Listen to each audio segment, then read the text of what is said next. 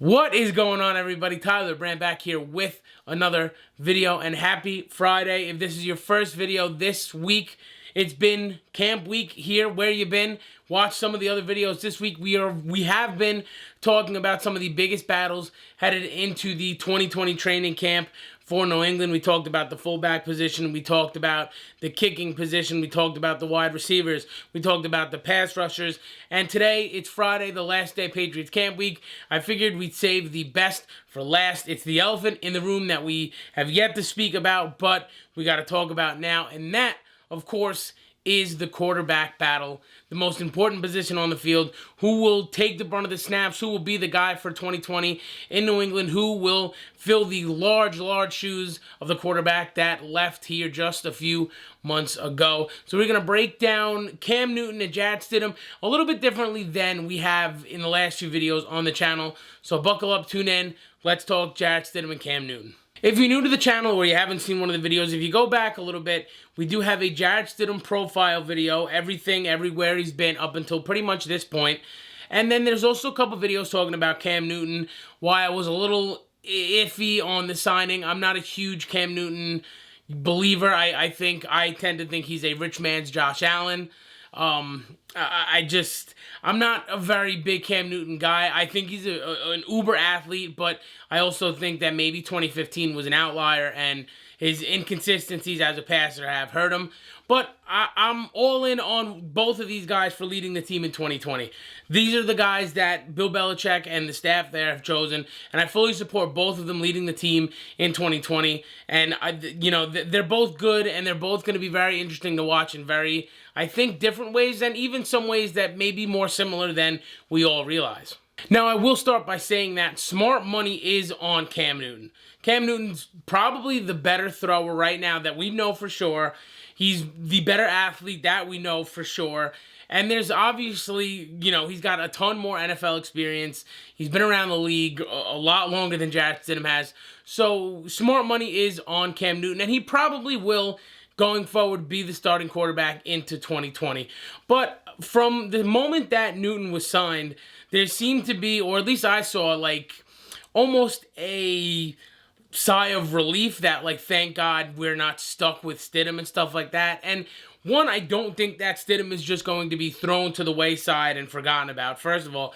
And second of all, I don't think Cam Newton is just going to be handed this job. I think there's going to be a competition at camp, and I think that both quarterbacks have a shot to win this job throughout this whole camp process. So instead of pointing out just some statistical things between guys, which we've talked about on this channel before, I'm just going to feed you some tidbits of information and kind of just get your mind going and get your mind churning on, maybe one way or the other, it wouldn't be too bad no matter who starts, and just little tidbits of information like that. So we're going to start with the fact that Cam Newton has missed 16 of his last 18 games with injuries.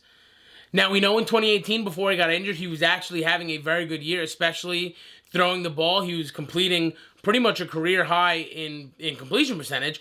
So he was trending in the right direction as a passer, and then he got hurt. It was the TJ Watt hit in the Pittsburgh game in 2018, and ever since then, between that and the foot injury, he just hasn't been right.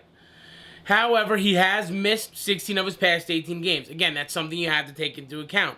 Also, you have to take into account, injured or not, he's lost his last 8 games that he's been a starter. I understand the injuries give it a little bit of an asterisk, but he was the starter, and as far as I believe, if you're starting in football games, you have to produce, and you have to produce at a high level. So those are the first two things about Cam. I think that the injury concern is there with Cam. He's been injured in the past, and he's, since 2015, taken a step as an overall team leader and as a quarterback. He's taken a little bit of a step back because they're just not winning as many games. The next thing that I think both sides of this work for Bill Belichick and the Patriots staff more than it does for both quarterbacks, but we'll start with Newton's contract. And Cam Newton's contract, when you see it, it's a base contract with a base salary of $1.05 million. Every other dime that he earns has to be, and it's all incentives. So basically, Newton's contract doesn't obligate him anything. It obligates him to come in here and win the starting job. If New England didn't want him, they can cut him tomorrow and have no salary cap obligation to him. So Cam is expected to come in here like any other journeyman quarterback would and win this job. Nothing is going to be given to him financially, and nothing physically on the field is going to be given to him. I will also say one of the good things that goes in Cam Newton's favor in terms of his contract is that he does have a third-round compensatory pick attached to him. So if he does play and he balls out and he is a fantastic quarterback, and all of a sudden teams start throwing their hat in the ring to get him on their team, and he leaves New England and signs somewhere else, the Patriots get a third-round comp pick back for him when he leaves. So that is also going to, talking about obligations, if he wins the job and he really is the guy, it's going to obligate him to be in, and it would be in New England's best interest for him to be in as many snaps and in as many plays as he can be. Now, as far as Jarrett Stidham's contract, it's a fourth-round pick rookie deal. So there's really not that much to it. He wasn't taken very early where he's got a whole bunch of guaranteed money behind him. But if we're comparing the contracts, it would make sense for New England, or it would probably, in the long run, be marginally, maybe a little bit better if Jarrett Stidham wins the job, just because he essentially has this season and 2 more seasons under his belt before he would need to get paid if he gets to that level. And whereas if you're New England and Newton just takes off and carries this team to the promised land, all of a sudden you're going to be competing with other teams to get him back on your team. Now, we know Cam Newton is an athletic freak. We know he can move the ball down the field and move his offense down the field with his feet. I think what has made him so different as a runner and an athlete is the fact that he is just a mammoth of a human being as a running quarterback. He's like a linebacker at quarterback almost. So we know how good of an athlete he is. But on the other side of the coin, we know Jarrett Stidham is no slouch as a runner. Believe it or not, he averaged 5.2 yards per carry last season on 17 rush attempts. So he, again, can move the ball with his legs, and he's not just going to stand in the pocket and wait for things to open up. He can expand the play with his legs. And even at Auburn, there were times where he used his legs to score touchdowns. He used his legs to move the ball down the field, things like that. One of the last points I want to make in total to wrap this whole thing up as we kind of draw this to a close, this battle here, is the fact that the Patriots offense last season, we all love Tom Brady, but the Patriots offense last season, no matter whose fault it was or what it was average. It was pretty much league average. I think they were 15th best in the NFL. They weren't very good. So neither quarterback has to come in here and set the world on fire. Maybe the defense for New England takes a step back in 2020 because they lost a bunch of guys. That's very possible. But even then, the offense only has to be marginally better than it was last season. I mean, I know the schedule is significantly tougher, but you have to look around the division. Buffalo, Josh Allen hasn't won a game versus New England. Sam Darnold hasn't won a game versus New England. Tua is probably going to see a game versus New England at some point, and he probably won't beat New England. We know Belichick's record versus rookies, and it's Ryan Fitzpatrick. So if you're going to win most of your division games, the entire division has a tough schedule. The entire division has to play the Chiefs, the Seahawks, the Ravens, things like that. So they don't necessarily have to run away with the entire world, and neither quarterback has to be the greatest quarterback in the NFL to run this offense. They just have to be marginally, if anything, better than they were in 2019. So with all that being said, I think the guy that will eventually get the nod is going to be the guy that protects the ball and limits turnovers most. I think no matter how good or bad the Patriots offense is, it's always been their ability to limit turnovers that have made them successful. And I think the quarterback that does that the best is going to get a little bit of the edge one way or the other, no matter who it is. With that being said, I think as we get into the early weeks of the season, we're probably going to see a healthy dose of both guys, Stidham and Cam Newton.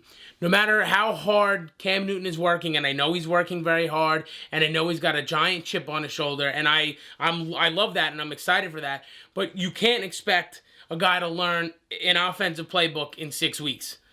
And I mean, he'll know most of it, but every nook and cranny, every preference a receiver has on every single sort of route, every single blocking assignment that someone would have on a certain kind of route, everything like that. You can't expect a guy to pick up 100% of an offensive playbook in 6 weeks with 14 practices, with no preseason games. So I think Cam is at a disadvantage coming into this camp already. Stidham at least has been in the building for the last year or so, working with the offense. So I think you're going to see a healthy dose of both guys early on. And I think if Cam is going to do what he did in 2018, he'll slowly start to, you know, take a little bit more snaps, a little bit more snaps, a little bit more snaps until he is legitimately the guy. I think that's probably going to be what is going to happen by the end of all this. What that means for 2021, who knows? If Cam Newton brings the Patriots to the playoffs, should he get looks from other teams in the next offseason? Absolutely. I think it would benefit both him and New England if they have healthy offers for Cam Newton. So I'm very intrigued. He's got the, like we said, a big chip on his shoulder. So I'm game to see what Cam Newton brings to the table, but I'm not ready to just chuck Jarrett Stidham out into the woodshed just yet. I'll die on this hill. I'll fall on this sword. There is more good Jarrett Stidham on tape than there is bad Jarrett Stidham on tape. People over-exaggerate because the guy threw a pick six to Jamal Adams in garbage time of a game that New England won by 30. God forbid the kid threw a pick six to a top 3 safety and just lobbed the ball up to him. Yeah, it was a stupid and a bad throw. But let's not, you know, sacrifice this kid to the Wolves because of one throw. Again, more good Jarrett Stidham than there is bad Jarrett Stidham. So I'm not ready to just give up on him yet. Cam's probably the better guy, but don't be surprised if Stidham is here for the next few years because he's not the worst thing in the world. Just, you know, heads up for everybody that thinks that he's some lame duck. I'm not ready to just give him that title yet. But that's going to do it for this video, and that is going to do it for Pat's Camp Week. Once again, I'm Tyler Brandt. If you watched every video this week, if you've subscribed, thank you very much.